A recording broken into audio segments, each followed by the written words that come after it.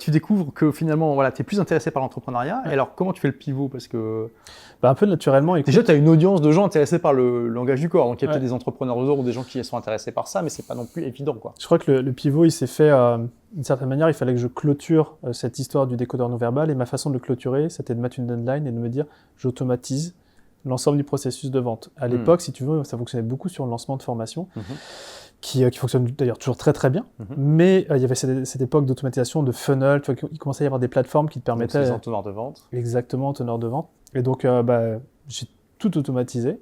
Et pour te dire, le décodeur a fonctionné pendant 6 années. On l'a arrêté il y a 2 mois de ça. Ouais. Tout simplement parce que, si tu veux, en termes de ressources pour faire tourner le truc de SAV, au fur et à mesure, le chiffre d'affaires diminue quand tu mets pas d'énergie dedans. Parce que tu crées pas de contenu? Non, depuis 6 ans, je créais plus rien. Ok, donc alors ça, c'est très intéressant. Tu as vraiment laissé tomber le business complètement, à part, tu l'as automatisé en termes de processus de vente. Ouais, et de SAV derrière. Mais tu as arrêté complètement la création de contenu. Ouais, exactement. Tu voulais pas prendre un rédacteur ou... Non, après, c'est un coup d'opportunité parce que quand je suis passé sur l'autre sujet, tu vois, c'est notre énergie en tant qu'entrepreneur, notre focus. Tu as l'énergie, tu as le focus, tu as l'argent et tu as le temps. Après, tu l'investis là où tu prends le plus de plaisir et puis là aussi sur l'entreprise qui te rapporte le plus. Mais dans tous les cas, l'aventure d'après, rien que penser à lancer l'aventure du décodeur non verbal, si tu veux, je me disais, mais non, ça sert à rien. Je ne peux pas mettre d'énergie là-dedans parce que je ne voyais pas de futur pour cette entreprise-là. Et juste entretenir le truc, c'est ce que j'ai fait. On avait quelqu'un au SAV qui permettait de s'assurer que les clients soient toujours livrés. Ok, alors j'imagine juste le business model, donc parce que c'est la beauté d'un business basé sur un blog, c'est que tu as du trafic qui arrive en permanence, il y a une vraie inertie, ce qui est casse-pied au début parce que c'est long, mais ce qui est bien après, c'est que quand tu lâches la pédale d'accélérateur, ça met très longtemps avant d'arriver à zéro, voire ça arrive jamais. Mon blog TechnoSmart, le dernier article, c'était publié en 2008, il a encore 2 à 3 000 visites par mois aujourd'hui. C'est incroyable. Oui, c'est un asset. Oui, c'est un vrai asset, donc un actif, comme on dit. Pardon. Mais toi, on parle comme Vandame tous les deux, donc on se comprend, mais et donc tu as, comme tu as des leads, donc des gens qui s'inscrivent à la mailing list qui arrivent en permanence de manière automatique et gratuite, en fait, tu as juste besoin d'automatiser la séquence derrière quand les gens arrivent pour vendre automatiquement. Et donc, ça, c'est très intéressant que tu aies fait ça. Tu as eu quoi comme chiffre d'affaires sur les 6 dernières années alors de ton blog? Ça diminue, je pense que sur c'est normal, vu que tu ne crées pas de contenu, le trafic finit par descendre. Dans son apogée, j'en parlais tout à l'heure, c'était 120 000. Je sais pas, sur la fin, on devait être à 20-30 000. Mais en faisant 0 effort. Ouais, mais du coup, il y avait quand même des coûts derrière. D'accord. Le gars qui gère le SAV. Ouais, et puis tu vois, 0 effort, on parle de SEO, c'est bien beau, mais les algorithmes ils changent quand même aussi. Donc tu vois, il faut quand même mettre encore les mains dans le cambouis de manière marginale, je suis d'accord. Mais moi, disons que ça change moins que les algos de Facebook, Instagram et tout ça. Mais c'est vrai que ça change, oui. Il faut mettre à jour un peu le contenu. Exactement. Et moi, j'avais pas l'énergie. Ça, tu voulais pas t'embêter avec ça? Non. Parce qu'en fait, ce qui se passe, c'est que quand tu es sur une activité et tu as l'impression d'avoir atteint une espèce de plafond, mais que tu vois pas le futur où cette activité, toi, tu es déjà parti ailleurs. Les entrepreneurs, on est comme ça. C'est même frustrant, quoi. Voilà. Quand tu embarques dans une Ferrari et puis que tu avais ta Clio avant. Je me rappelle quand j'ai commencé à cartonner sur le web, j'avais encore ma boîte de prestations informatiques. Quand j'allais chez les clients, je pétais un câble parce que je suis en train de perdre du temps alors qu'il y a mon business qui cartonne, qui m'attend, quoi. Ouais. Donc, il faut faire ce choix, c'est pas forcément évident. Faut des fois faire Moi, la meilleure façon que j'ai pu avoir pour tirer un trait sur des aventures passées, c'est d'extraire ce que j'avais appris. Et notamment sur le décodeur du non-verbal, j'ai extrait mon réseau, parce que j'avais développé un réseau d'entrepreneurs qui m'a servi pour l'aventure d'après, une reconnaissance sur certaines thématiques comme l'automatisation, ce côté qui m'a servi à faire ce switch. Et puis après, le reste, ok, je vais automatiser, je pense que j'avais terminé cette histoire-là. Et pour moi, c'est un peu ça, l'entrepreneuriat, c'est un peu des histoires sur lesquelles tu capitalises. Si tu arrives à extraire justement, qu'est-ce que tu peux apprendre de chaque histoire? Absolument, et tu peux, tu peux utiliser en fait la fondation que tu as créée dans ton business d'avant comme propulsion pour aller plus vite. Ah ouais. C'est comme un mécanisme, tu es ingénieur, tu sais, avec des taquets, tu sais, qui font que tu peux plus... Et tu peux pas revenir en arrière. Tu peux pas revenir en arrière, exactement. Ah oui. Exactement. Enfin, tu peux, mais disons que le risque est beaucoup plus faible, quoi. Et soit on gagne, soit on apprend. C'est pour ça que c'est aussi un truc qu'on enseigne, nous, avec nos membres, c'est que fais, et au pire, si tu gagnes pas, c'est ok, est-ce que tu auras appris et reproduit la même expérience avec l'apprentissage. Ça, pour moi, donc on est en 2016, ouais. Là tu prends conscience que l'entrepreneuriat c'est plus pour toi. Tu automatises tout à ce moment-là dans ton premier business? Ouais, c'était fin 2015. Du coup, Fin 2015, et comment tu fais pour faire tes premières offres donc tu te dis, je vais aider les gens. C'est quoi la promesse? Je vais aider les gens à structurer leur activité En fait, la promesse, c'est une des valeurs qui était pas nourrie à l'époque, c'est de la valeur de communauté. Tu vas en parler du Strengths Finder, je dois en avoir 2 en stratégique un en exécution et 2 en relationnel. Et en fait, malgré le fait d'avoir ce business en ligne, j'étais relativement seul, je me sentais seul.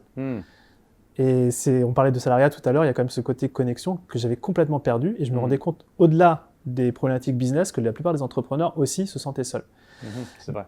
Et c'est toujours le cas, si tu veux, à mon sens, c'est un besoin qui, malgré toute la technologie qu'on peut avoir, doit être nourri par du physique, tu vois, passer des bons moments ensemble. Et donc, la démarche a été relativement simple, c'est que j'ai ouvert un groupe Facebook, alors oui, encore en ligne, où j'ai invité mes 40 potes entrepreneurs avec qui j'avais pu interagir et leur dire, écoutez, moi j'ai juste partagé sur ce groupe Facebook ce que j'ai appris, mon expérience du décodeur du non-verbal. Si ça vous parle, venez, on échange là-dessus. Et ce groupe a été vraiment l'étincelle qui a lancé toute la suite. Donc, dans une démarche un peu comme le blogging de partage, sauf que c'était sur une autre plateforme, avec une approche un peu plus communautaire. Et je me rappelle avoir organisé des dîners, tu vois, avec les gens du groupe. Et au final, ce que je me suis rendu compte, c'était à titre gracieux, là. C'était pas un business.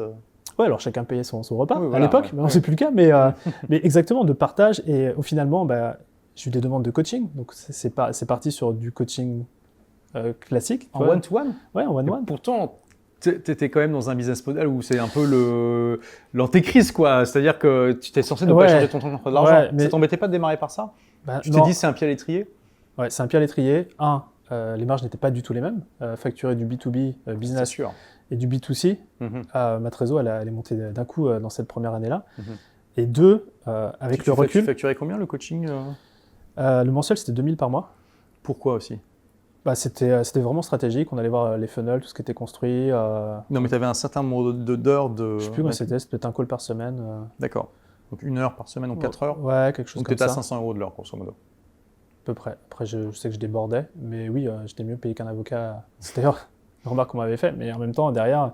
et en fait, ce qui s'est passé quand je faisais ça, c'est que oui, c'était pas...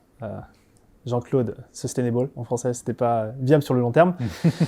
Et par contre, ça a eu des avantages. Un, c'est que j'ai pu commencer à avoir des patterns dans toutes les personnes avec qui je faisais du coaching.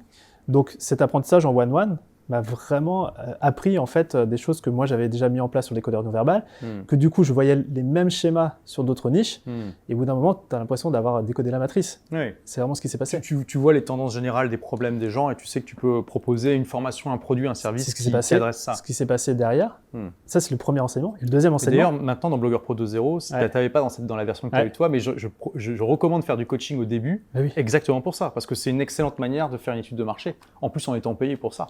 Parce que tu es en contact direct avec les problèmes de la réalité du terrain. Exactement. Et je pense que c'est le moment où, c'est vrai qu'on essaie de dissocier l'argent qui est généré par la boîte du temps qu'on y passe, mais dans les premiers mois, les premières années, franchement, il faut y aller, il faut prendre son téléphone. Mettre le couteau entre les dents. Ouais.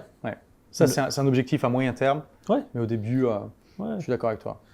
Donc, ok, donc tu absorbes tout ce savoir. Et ça, c'est le premier avantage. Ouais. Le deuxième, c'est que je me rends compte que ce que je raconte à un tel, je pourrais le raconter à la deuxième personne que j'ai dans l'après-midi.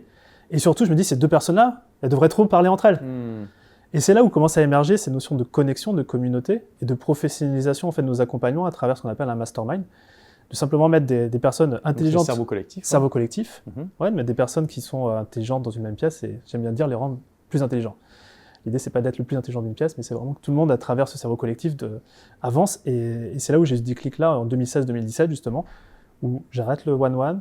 C'est pas que j'arrête, c'est juste je transforme. J'ai certains clients, j'aurais dit, écoutez, là, je vais terminer cet accompagnement individualisé. Juillet, là, dans 2 mois, je lance le mastermind. Voici la promesse, voici le type de personne qui ira dedans. Est-ce que tu embarques ou tu n'embarques pas? Et en fait, aujourd'hui, on a 3 programmes d'accompagnement qui sont des masterminds dans lesquels tu as le contenu, parce que le contenu un petit peu classique, si tu veux, d'avancement de l'entreprise, de structuration, etc., c'est toujours le même, peu importe la boîte. Donc ça, c'est sous forme d'une formation en ligne? Ouais, tout est en ligne. Ouais. D'accord. Tout est digitalisé en ligne sur des plateformes. Tu as ce que j'appelle les 3 C. Contenu, coaching, communauté. Donc le contenu, digitalisé, asynchrone. Une fois que tu l'as tourné, il est là. Il est là. Et d'ailleurs, je l'avais tourné via des clients, via des immersions. Donc, ça en plus, c'est vraiment voilà. Hyper dans le setting, quoi. Exactement. Coaching. Donc c'est aussi comment tu remets les gens en action par rapport au contenu. Donc au démarrage, c'était moi, maintenant c'est plus moi qui le fais. Et troisième, c'est la communauté, qui est vraiment l'effet de levier, où derrière, quand tu mets les bonnes personnes qui ont les mêmes problématiques, faire des étincelles, tu as un effet de levier qui est juste énorme.